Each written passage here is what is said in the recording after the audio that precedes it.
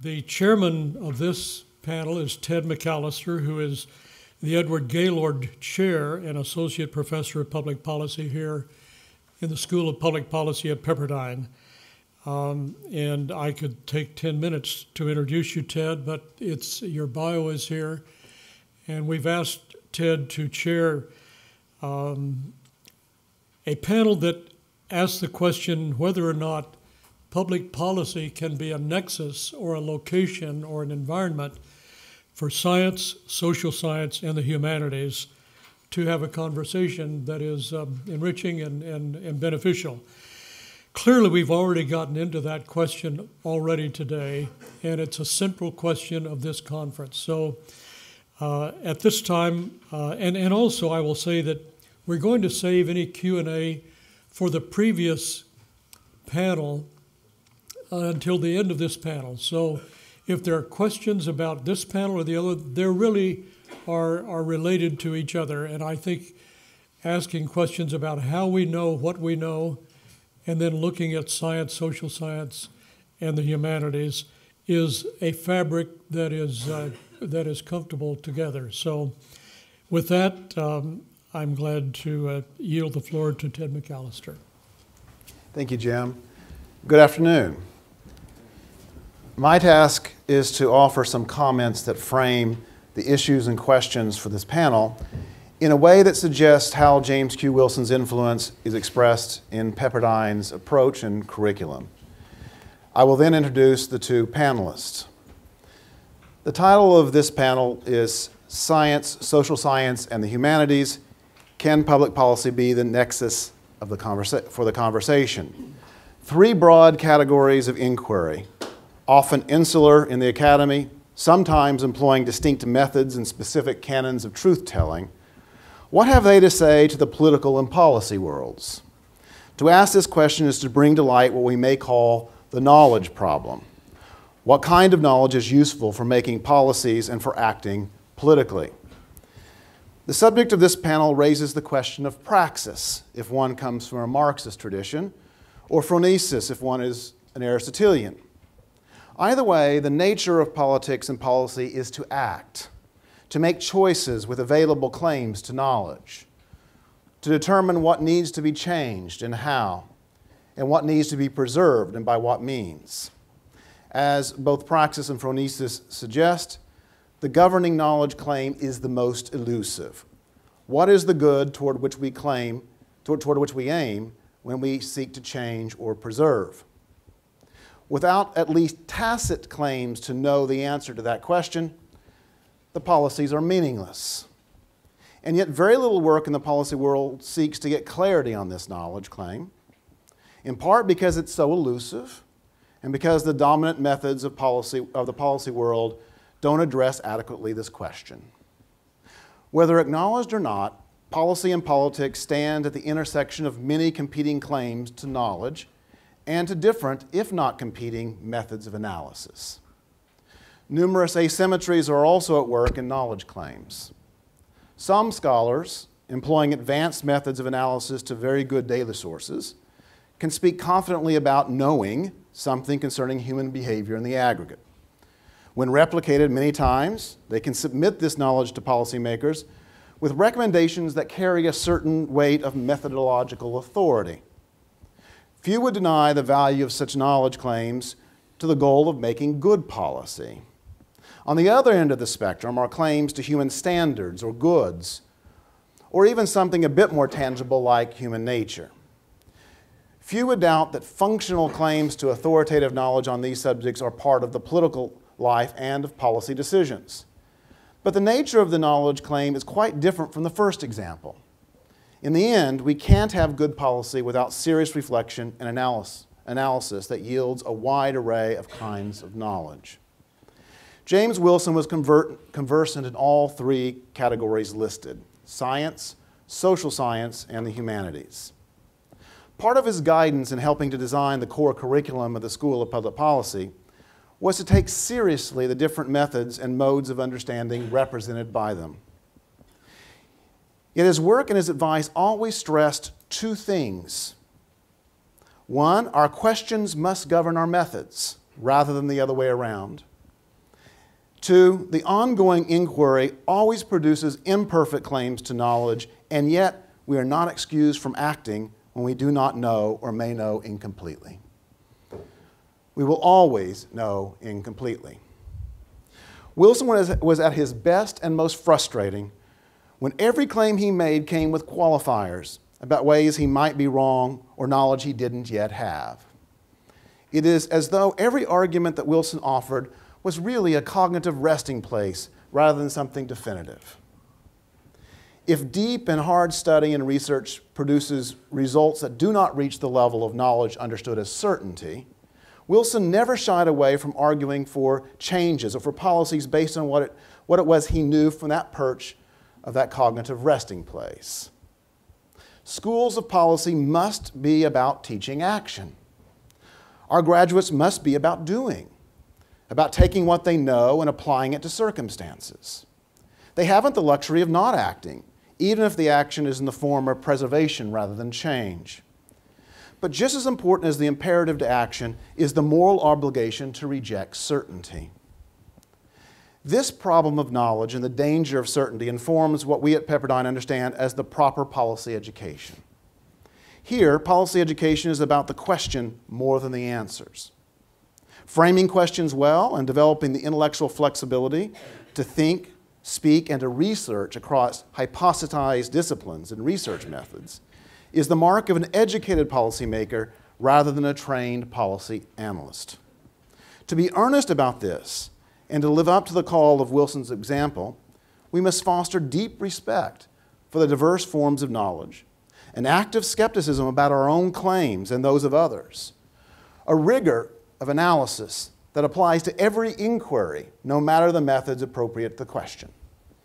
In some ways, our education aims at, or I will say, should aim at, the character of the questioner. Like Wilson's example, she ought to be deeply empirical and rigorously analytical. She ought to be able to grasp what kinds of research are appropriate to her question. She ought to recognize that policy is a part of the political world and therefore part of a moral enterprise in which the grounding purposes of policy are contested and where most actors in this world lack the rigor to understand their own reasons for their moral beliefs, much less those of people with whom they disagree. I belong to the humanities side of this inquiry and admit candidly my deep respect for and great desire to understand well the pursuits of scientists, even social scientists. For my part, I want my students to confront philosophers who make sustained but incompatible arguments about human nature and human good.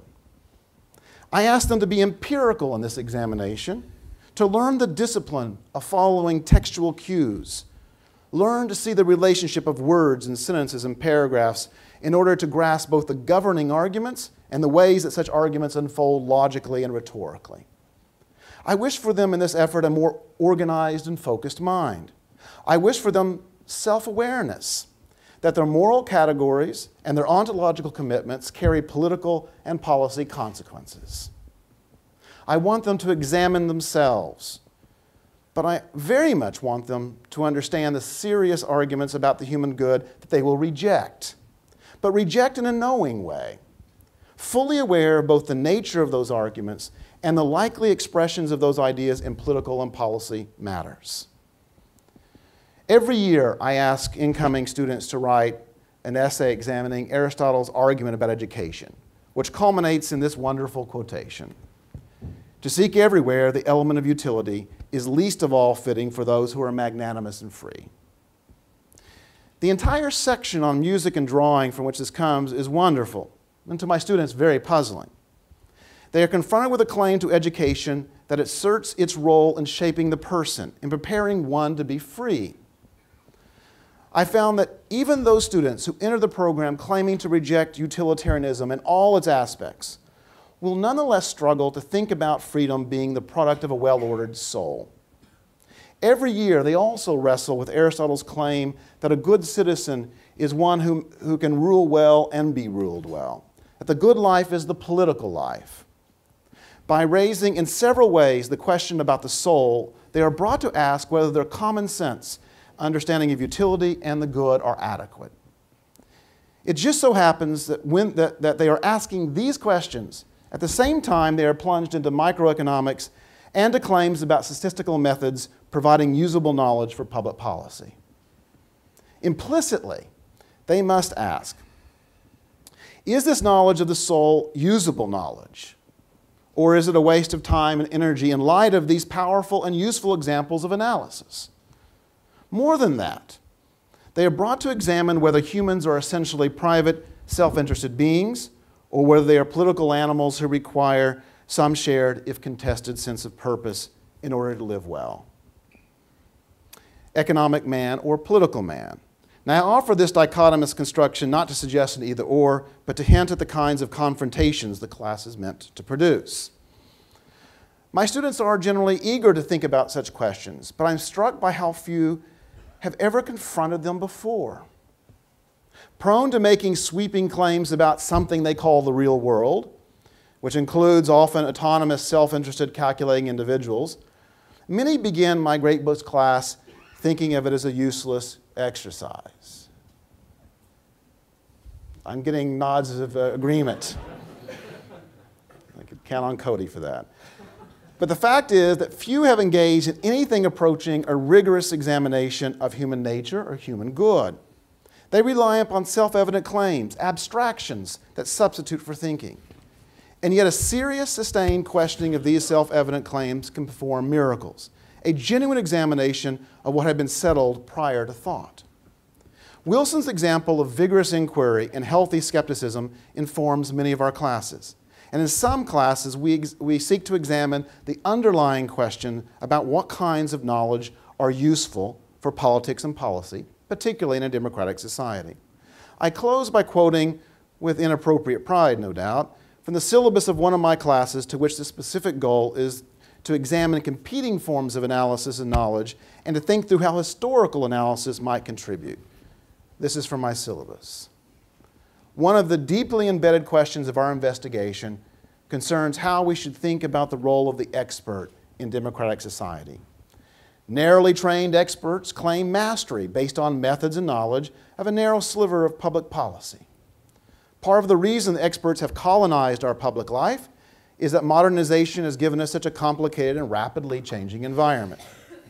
Rather than depending upon received knowledge from experience or custom and tradition or a well-wrought education, we have thought it necessary to develop methods of analysis that abstract one part of life from the whole and apply rational or objective or scientific calculations that produce knowledge about costs and benefits. Dependence upon expert knowledge is not fully consistent with a democratic belief in the non-specialized knowledge of every man.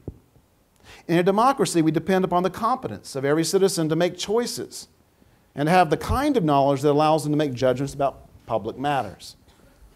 Between the technical training of the expert and the common sense wisdom of every man, we can imagine a kind of knowledge of the educated amateur, not trained in one discipline, but educated as a humanist, to see the world with an imagination well stocked by historical, literary, and artistic knowledge.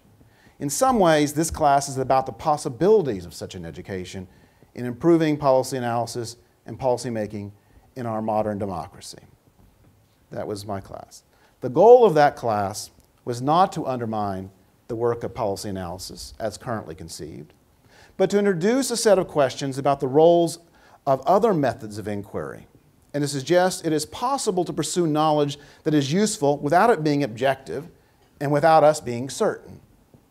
The goal, in other words, was to point to the example of Wilson as a searcher whose epistemological humility combined with relentless curiosity to produce a political, moral, and policy acumen most rare.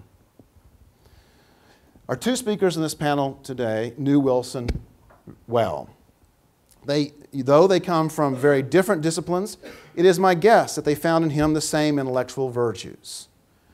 Their biographies are provided in your program, so I will only note that our first speaker, Mark Kleiman, is a professor of public policy at UCLA and brings to his work a breadth of learning and modes of knowledge as great as Wilson's. Our second speaker, Harvey Mansfield, is the William R. Kennan Jr. Professor of Government at Harvard University. Not mentioned in his bio is that he was awarded the James Q. Wilson Award last spring at the James Madison program at Princeton University. So we begin now with Mark Kleiman. Ted. Thank you very much, and thanks to Dean Wilburn and the whole staff here for setting this up. I noticed there's a mistake been made. John DiIulio's not up here.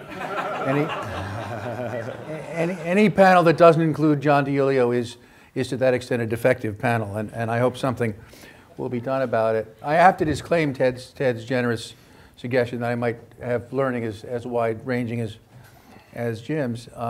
That's by no means the case.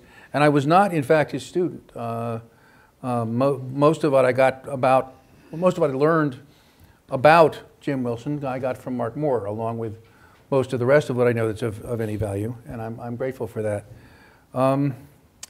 So the challenge today is to talk about public policy analysis as a liberal arts education. And this is a theme to which I have a lot of sympathy. I had some nicely worked out remarks which were completely destroyed by the first two panels this morning and by the Bill Galston's wonderful talk at lunch. So I've been madly rewriting, and the tale has grown in the telling. So we're canceling the rest of this afternoon, and I'm just going to rant for 2 hours. I apologize, it's even more incoherent than my norm. So what I want to suggest, and here I'm following Steve Tellis's suggestion in a paper we wrote together, is that a public policy analysis education for an undergraduate, a liberal arts undergraduate education, ought to answer the same sort of question that we expect our graduate students, our professional students, to answer, but obviously in a less technical way. But the question, and Mark and Dean Knott sort of framed it in their remarks, take some situation, is this a problem calling for public action? And if so, what should we do about it? And Steve and I tried to suggest an answer to that's broader than what Henry Brady didn't want, which is market failure, but is along the same lines. So here's the story we tried to tell in that paper. I'm going to make a sweeping generalization about human nature in deference to Jim. Human beings cooperate. The fundamental evolutionary strategy of Homo sapiens is to cooperate, right? So that's borrowed from Aristotle, right? Humans live in the polis naturally, not just by convention. Cooperate in lots of different ways, more or less successfully. Almost every institution that allows for cooperation also allows aggression or opportunistic defection. So cooperation is natural, but perfect cooperation is by no means natural. There's always a conflict among interests.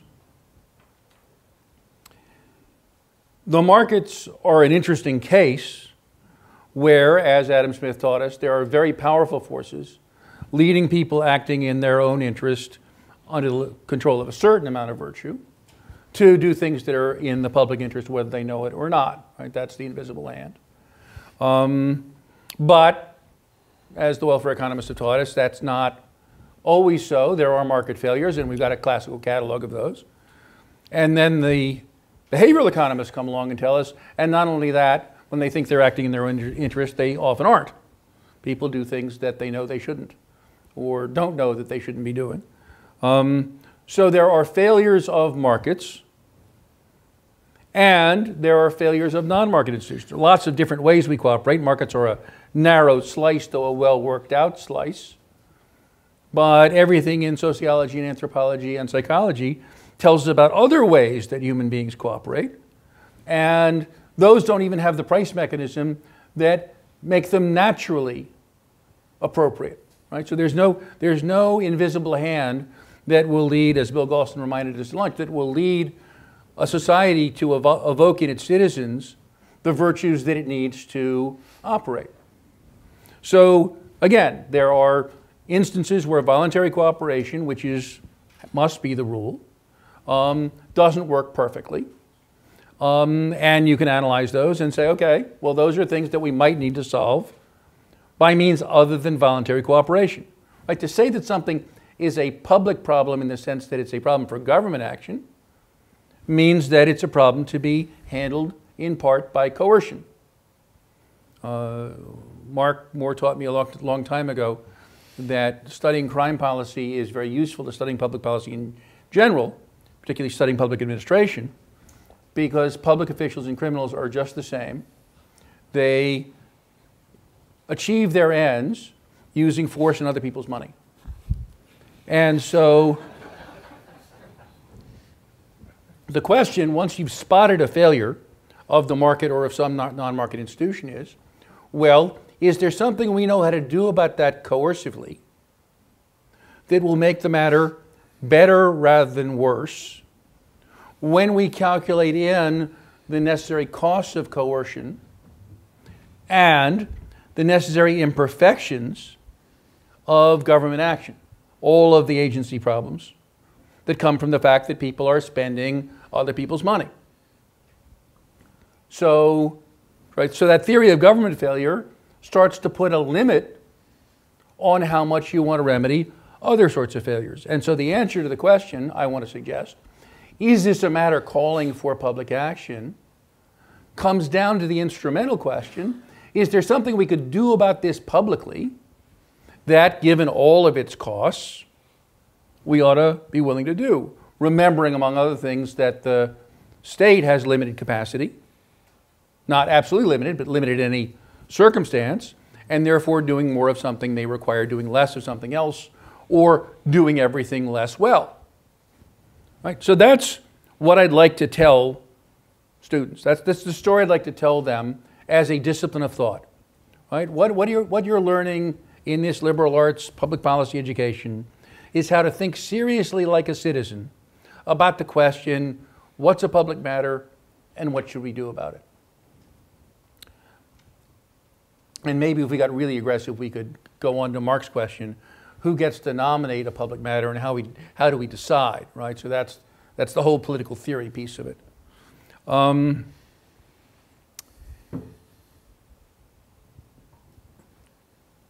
One of the things that one would learn in the course of doing that is that actions have unintended consequences, and that most of those unintended consequences are bad, because societies and individuals are complicated mechanisms, and randomly fooling around with them is likely to lead to bad rather than good results, even if you use the very best butter. And that then gets us to the Hayek-Oakeshott-Popper point that we need to act publicly with some humility. And the larger the change, the more unfamiliar the change, the more unpredictable the results, and that should put a brake on that sort of scheming. Whether, as Steve has pointed out, you're talking about radical reform of the healthcare system or privatization of Social Security. Right? Those are big changes. We should expect them to have unexpected results and therefore be cautious about them. And what that suggests is, and this is in fact true of policy education, just an empirical question about the way it focuses people's minds, to focus on relatively narrow questions with relatively local consequences with reasonably computable results, all with some worry about, well, what are the results we're not computing? And so what I claim is that that sort of education should give someone both the right sort of humility and the right sort of arrogance. The arrogance that says, no, I've looked at this actually, and on this particular question, my opinion is worth more than the opinion of the first 500 names in the Boston phone book. I got an email the other day, I'm not making this up, email the other day from a woman in San Diego whose teenage daughter has become addicted to heroin. It's a fairly heartbreaking email to get. And I sent back what I hope were some sympathetic remarks and some suggestions about what might be done. And she wrote back, "Why aren't we eradicating the poppy crops in Afghanistan?" To which I answered, "We are. We don't get any of our heroin from Afghanistan," to a first approximation. "And eradicating poppy crops is a very good way to annoy the peasants, but has no effect on the availability of heroin and therefore no effect on drug addiction." And she wrote back that she didn't care what was done to the peasants. She just wanted something to stop the destruction of the country by heroin. Right? So that was, it seems to me, the honest response from the first 500 names in the phone book. Emotionally very compelling. Wrong. And a little morally dubious, considering the difference between the situation of a middle-class family growing up in San Diego and a peasant in Afghanistan trying to feed his family amid a war. So I want to claim that, no, we're not going to get everything right, and a liberal arts education and policy education ought to lead people to expect to be wrong a lot and to take actions in deference to the fact that they're likely to be wrong a lot. And as Ted said, should not paralyze us from saying, no, given what we know, that's a plausible course of action, and that other thing over there that you think looks good isn't, because I thought about it and you haven't. That same sort of reasoning, it seems to me, is what gets you past the sort of philosophy 101 paradox of utilitarianism. You know, would you torture the guy to find where the ticking bomb is? The reason means ends reasoning, as economists understand it, is inadequate, is because the ends are always unknowable. And the means and the immediate consequences of using those means less unknowable. Whether the bomb's actually ticking, whether you'll get the right information, you can't know. That you're torturing somebody, you can know, and it makes perfect sense not to damage your soul by doing something that, as Archie Goodwin remarks in one of the Nero Wolfe novels, would make any self-respecting garbage can ashamed to find you inside it. So understanding that the ends are imperfectly knowable ought to lead you to pay more attention to the means, which gets you something toward like process liberalism. This reminds me of a story about Harvey's dear and beloved colleague, Henry Kissinger.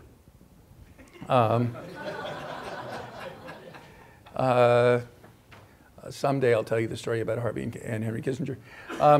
The story, which may or may not be true, but I certainly don't want to find out, because it might not be, is that when Kissinger went to Beijing to set up the ping-pong diplomacy, in real life, he and Joe were both historians before they got to be whatever they were, and that he decided he would break the ice with a little bit of historical small talk.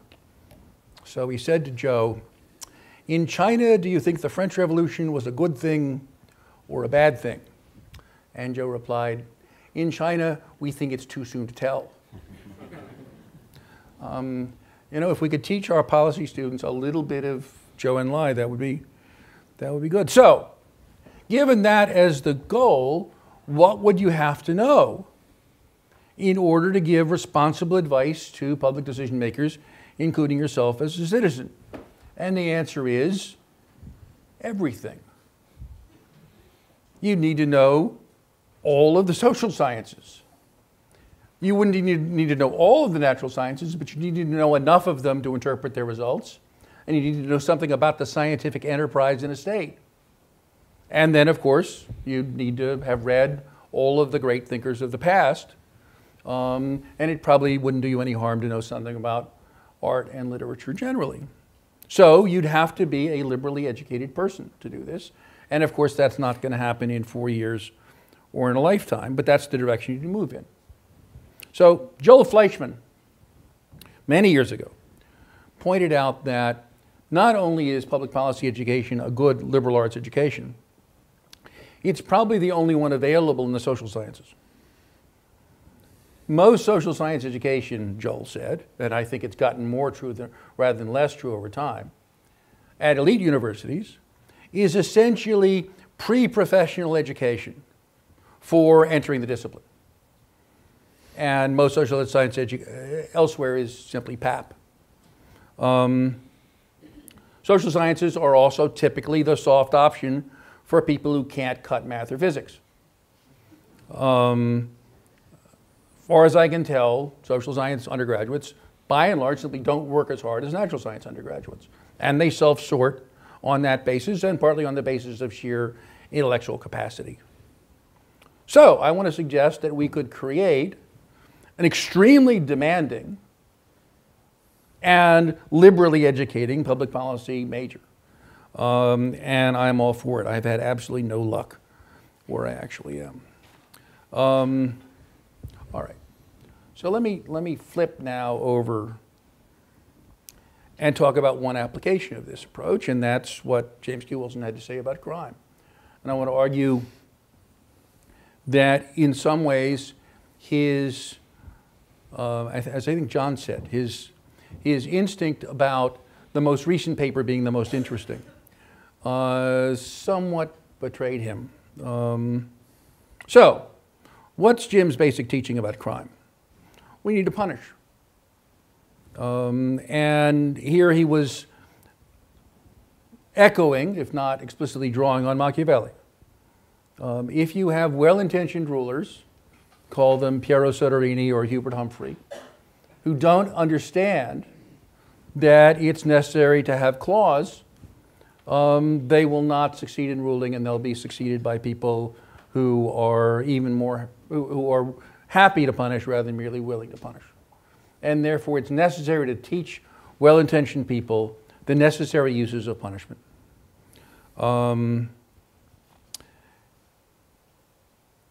So far, so good. It's worth noting, though, that as far as I can find, Machiavelli never uses the word punishment. He always uses the word crudeltat, cruelty, when he's talking about the need to inflict suffering.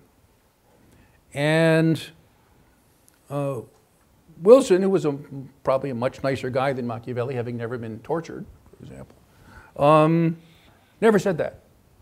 It seems to me when you read Thinking About Crime and Jim's other work on crime, you don't get a gut sense of what a horrible place a prison is and what a horrible thing it is to do to another human being. And again, that's not to say that incarceration isn't necessary and preferable to unchecked crime. But by ignoring its cruelty, it seems to me, Jim and others of us in his name wound up licensing an unnecessary and catastrophic, choice would be too strong a word, but outcome that we got. I'm not sure everybody in the room is aware of it, but the incarceration rate in the US is now 1% of the adult population. That means that with 5% of the world's population, we have 25% of the world's prisoners. More prisoners than any other country in the world, not per capita, more prisoners total than any other country in the world. That's 5 times our historic rate, or a little more. And it's more than 5 times the rate of any other OECD country.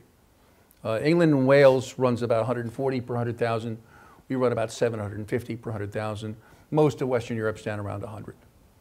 So we have a historically unprecedented and unmatched in the world incarceration rate.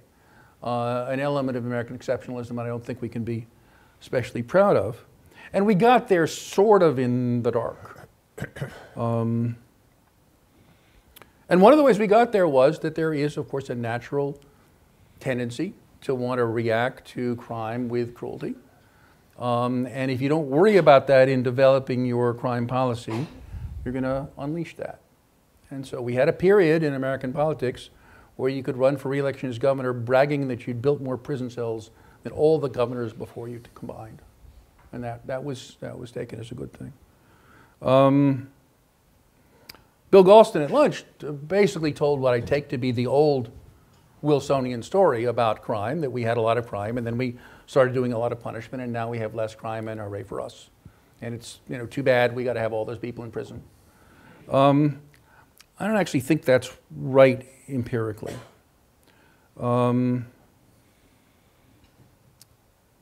There's now not perfect evidence, but a lot of evidence that childhood exposure to lead enormously increases somebody's vulnerability to becoming a criminal, and in exactly the ways that Wilson suggested. Lead turns out to be very bad for self-command, and very weak self-command turns out to be a very good predictor of crime, because, though he didn't say this, it's true, we had managed, even before thinking about crime, to have a punishment system vigorous enough so that crime didn't pay. Anybody calculating whether to become a criminal or not wouldn't have, on any rational actor basis. Crime is a foolish thing to do. I'm not talking about fancy crime, just ordinary blue-collar crime. Turns out exposure to lead makes people more vulnerable to making really dumb decisions. And it turns out that right after World War II, the explosion of automobile use meant an explosion of lead concentration in the atmosphere, particularly in low-income urban. Does this sound familiar? And 17 years later, surprise, surprise, the crime rate started going up. And then in the mid-70s, we started taking the lead out of gasoline. And surprise, surprise, we had a crime bust that, as Bill said at lunch, nobody predicted, but turns out to match pretty well the decrease in concentration of atmospheric lead.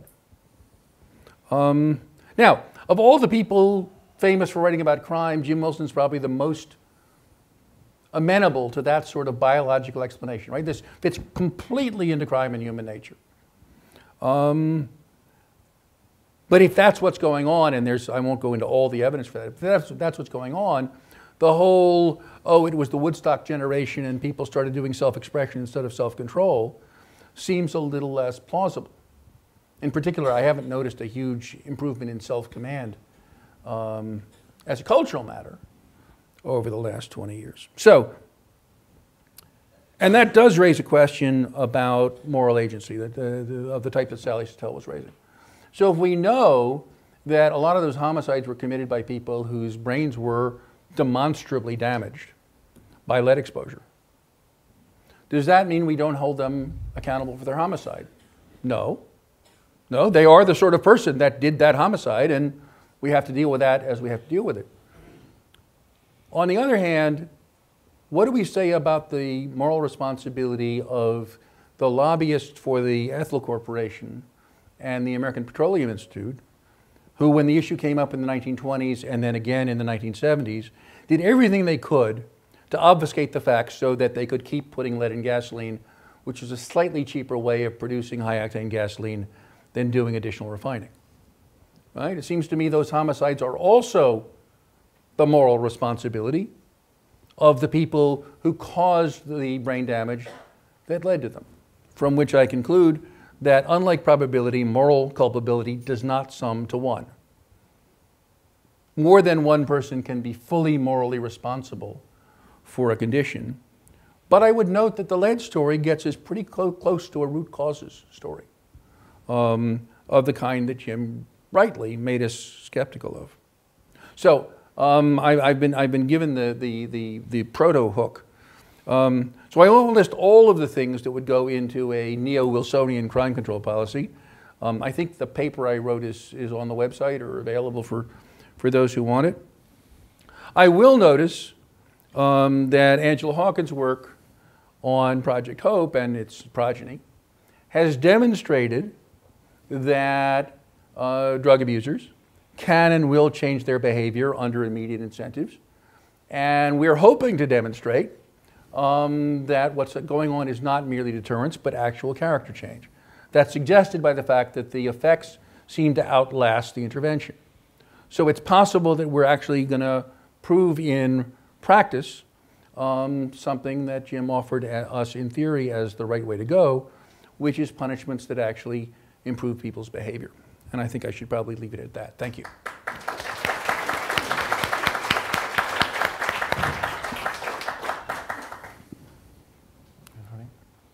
Much of what I want to say today was treated at the keynote speech at lunch. I'm going to talk about Adam Smith and Aristotle in Jim's book, The Moral Sense, and also in On Character.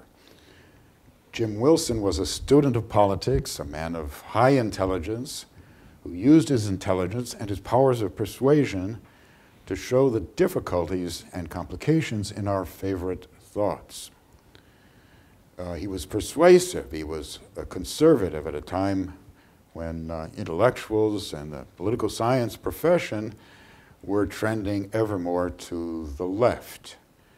And yet, he stood out, respected by almost all. He had a few enemies, but let's not forget that. But he was the most generally respected, as well as the best political scientist of his time. He didn't seek office, either in politics or in the university. He was content to be a professor, a lovely example, I think. And he really succeeded. He found himself at the top of his profession, president of the American Political Science Association, something of a pope, as Henry Brady knows. The only conservative in living memory to hold that post. Jim Wilson was an opponent of two contemporary doctrines of great power, and he looked for a middle way between them. These are empiricism and moralism, two extremes that are opposed to each other. You could put it in terms of the fact-value distinction, the distinction which says that science is about facts and values are not scientific. And Jim Wilson did that. He said empiricism means the study of fact without values, and moralism means the holding of values without fact. He was an empirical political scientist. His work in political science opposed, however, the reductionism of politics to a single factor of self-interest, with a simple self and an obvious, definable interest. He was, you could say, empirical as opposed to empiricistic, because Wilson always wanted to look at the facts. He always wanted to make an observation. And what did he see when he did that? What he saw was patterns of behavior, not laws or models of individuals determined on doing the selfish, or, as is often said, the same thing as the selfish, the rational thing. So, for example, in his book on bureaucracy, he showed that bureaucracy is not a single, as he said, not a single uniform phenomenon, say with agents and principles, agents being instruments of principles, but it had different forms of mind. So he was interested in forms, not to the point where he made a careful study of Plato. Plato was not in his comfort zone. But then, if you want a comfort zone, don't go to Plato. But he looked at the forms or patterns of behavior that were according to the job that was to be done. The subject matter, with different intentions sometimes and different cultures. He looked at contexts, but contexts in the plural. And these contexts were observed contexts, not posited contexts like the prisoner's dilemma, a made-up artificial context. Of the police, how do the police regard their jobs? What is their job essentially? And what are the different possibilities for police to carry out their job? Their job mainly to maintain order by, with patrolmen who are in a situation of, in regard to the citizens whom they protect and criminals whom they chase, of having a considerable leeway or discretion in their individual behavior. It's not possible to command them or in a form of teamwork as one can, say, an army. On the other extreme is moralism. Here's what Jim Wilson wrote in On Character, on moralism. He, quote, "I recall an old friend of mine, I'm not sure who this is, maybe it's Franklin Ford, who was for a brief period dean of Harvard College. after he had been barricaded in his office, he walked down Massachusetts Avenue and repudiated, he was hounded down, rather, Massachusetts Avenue and was repudiated by the faculty to whom he had turned for support.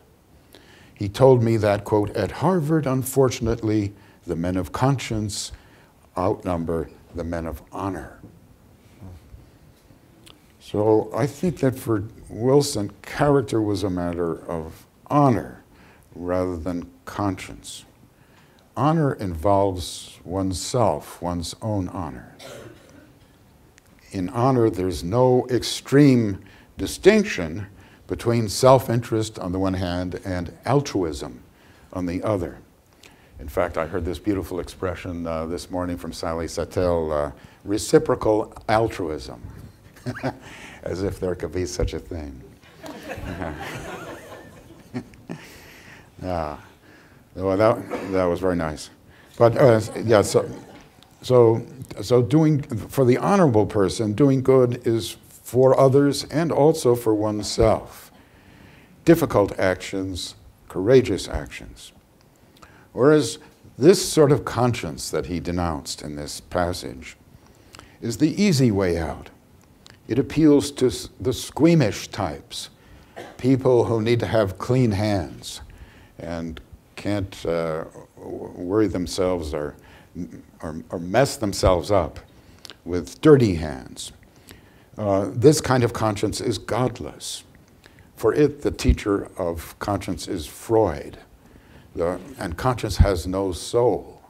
So look at what Edmund Burke, his name hasn't been mentioned yet, but let's bring him up, said about the effect of conscience in politics.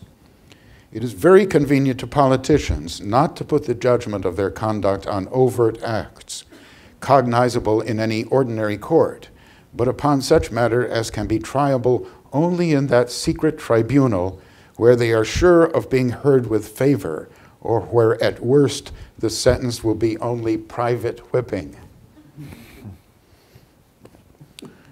Well, that is almost a Thomas Hobbesian view of conscience on the part of Burke. St. Augustine spoke of conscience differently. Conscience is the window of God in our soul. Conscience means knowing together.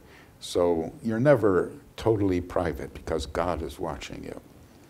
That is not the viewpoint of the conscience men of the late 60s whom Jim Wilson had to face. I do think that period was very important in his life and perhaps also in his thinking, and I think as well in his writing, that it's not that he changed his views from the books that he wrote before the late 60s to those afterward, but that his manner of expression was more sharp and more pointed.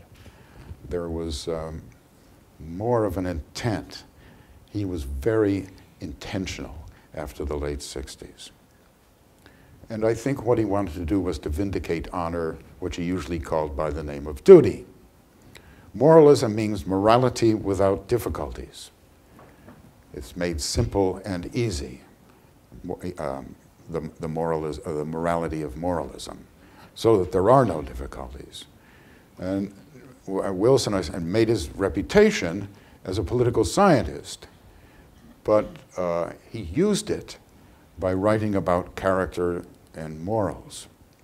Nobody perhaps would have listened to him without the preparation of his political science, which was frankly, though often hesitantly, judgmental.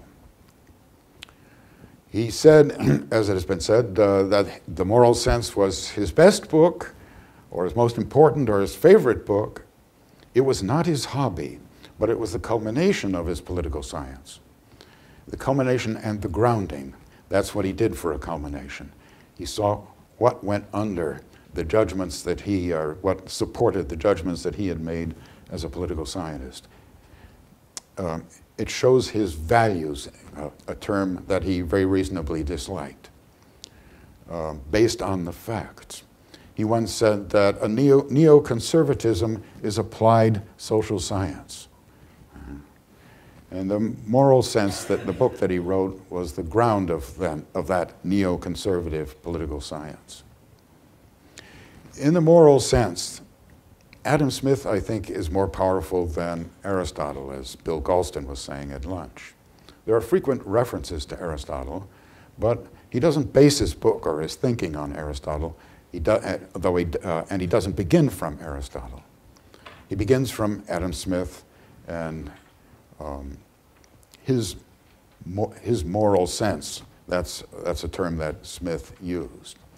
Adam Smith, of course, wrote two books, The Theory of Moral Sentiments and The Wealth of Nations. The Theory of Moral Sentiments seems to support morality.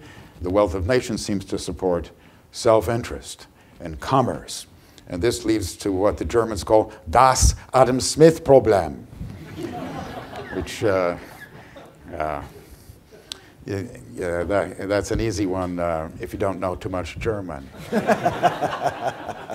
Reference was made to this at lunch by one of the questioners. So Adam Smith, a kind of similar position to Jim Wilson, because Adam Smith, too, was opposing a simple unified theory from the great liberals of the 17th century, Thomas Hobbes and John Locke. And their theory was based on the single right of self-preservation that was, and they made it fundamental in the condition that they called the state of nature. The state of nature was where everyone could see or imagine that your right of self-preservation is the most important thing, or the most important right that you have, and indeed is a right that goes before any duty that you might have. Where your self-preservation is threatened, you will think of it first, and you will decide.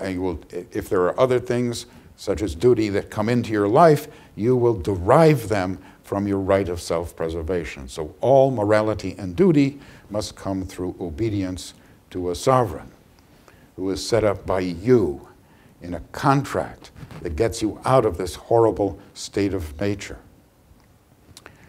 Adam Smith thought that this was a forced self-interest, which denies the reality of morality. But morality, he thought, was something observable. The trouble with the moral sense of Adam Smith's is that there also is a sense of self-interest. There are those two books of his, the problem arising from those two books. Self-interest is also observable, even when it's not exaggerated, as it is in the state of nature. So now you've got two competing senses, both natural, not cultural or socially constructed. You can connect morality to self-interest through sympathy and through reputation.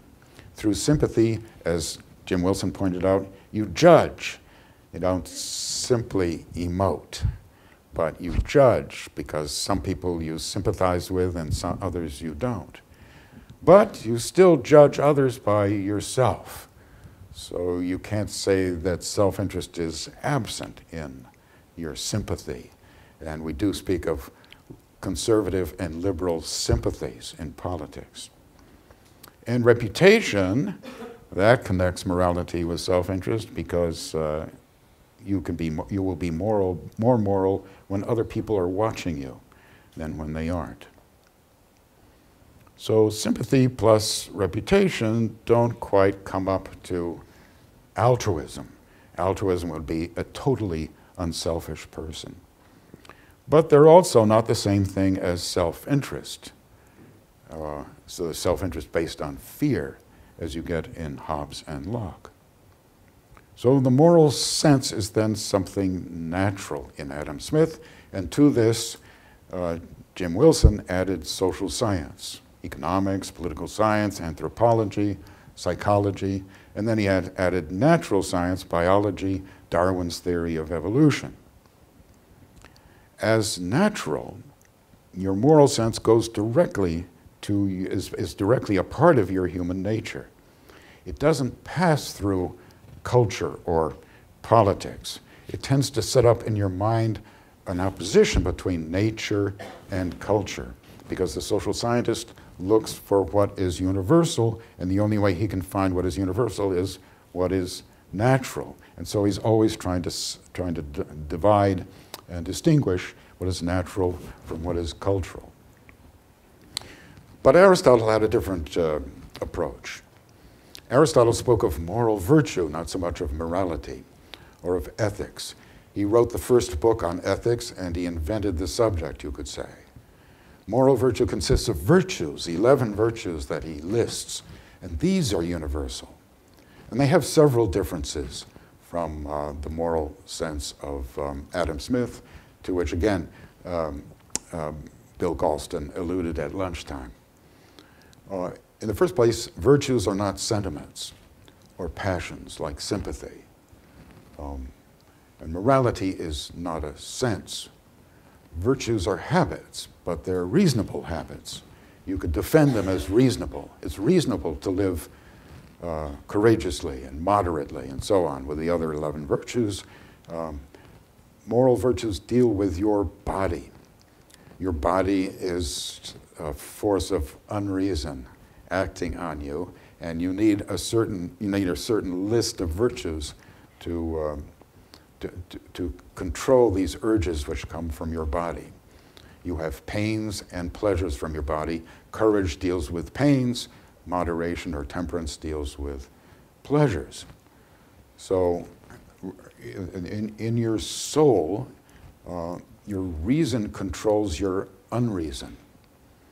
And these two fundamental forces that John DiIulio referred to, one of which represents the chaos of the whole universe, because that's what we're part of, and the other of which, our reason, represents our noble insistence on making ourselves different by trying to understand. In the soul is everything, not just everything human, but everything that human plus everything non-human that we are involved in. But in Adam Smith, there's no soul. He just says that passions make reason move. Aristotle said that the virtuous man doesn't need sympathy or a sentiment because he has a good reason for his virtue. It's true, not all human beings act on the basis of reason. Perhaps only a few, or at least a minority. But men are not virtuous, not moral, without knowing the reason for their virtue. They're just well disposed. A third difference is that the moral sense loses touch with virtue, or with vice, rather, especially with the nobility of virtue. Jim Wilson spoke of honor in that passage I read. That's something you admire, that you look up to, beyond what you would expect from somebody else. But the nobility of virtue is the most impressive thing about it. That is not something which can be universalized or made average. And yet, maybe average morality depends on what is above what can be expected of most people. Fourth, Aristotle addresses the virtuous. He addresses in his ethics those people who already have had a good upbringing. And he considers what do they praise and what do they blame. And he tries to refine that. He reasons it out. And he comes up with this list of moral virtues and vices. The moral virtue being between two vices, between too much and too little. Aristotle is not primarily interested in making unvirtuous people behave better. He's not so interested in crime as Jim Wilson was. You could say that in his generosity of spirit, Aristotle left the subject of crime to be studied by Jim Wilson. And actually, Aristotle was not known particularly for this sort of generosity because he had something to say on almost everything. And he invented most of the subjects that we study, like physics. Physics wasn't enough, so you had to have metaphysics. So you needed politics. He wasn't quite the first there, but he's the best. And then there's ethics. He was the first there. And there's rhetoric, and there's poetics. So not to have been the expert on crime, I think, was a great honor that, that Aristotle left to Jim Wilson. This is sort of his gift, if you like. But if you wanted to think about where Aristotle might have thought of something about crime, you might look at anger. Aristotle was interested in anger, and anger seems to be connected to both crime and to a sense of justice. Anger is a loss of self-control, but for the sake of what? See? Must there not be some cause that not some cause pushing you, but some cause that attracts you, by which, or in the name of which, you are angry? And anger also can lead to unconcern for one's self-interest. Well, so these are ways in which Aristotle differed from Adam Smith and also from Jim Wilson. The virtues are universal, but they're practiced differently. The ancients were preoccupied with courage. Plato and Aristotle tried to soften the citizens of the ancient city. They were too hard. They needed philosophy to open them up. Whereas the moderns, like Adam Smith, were preoccupied with commerce.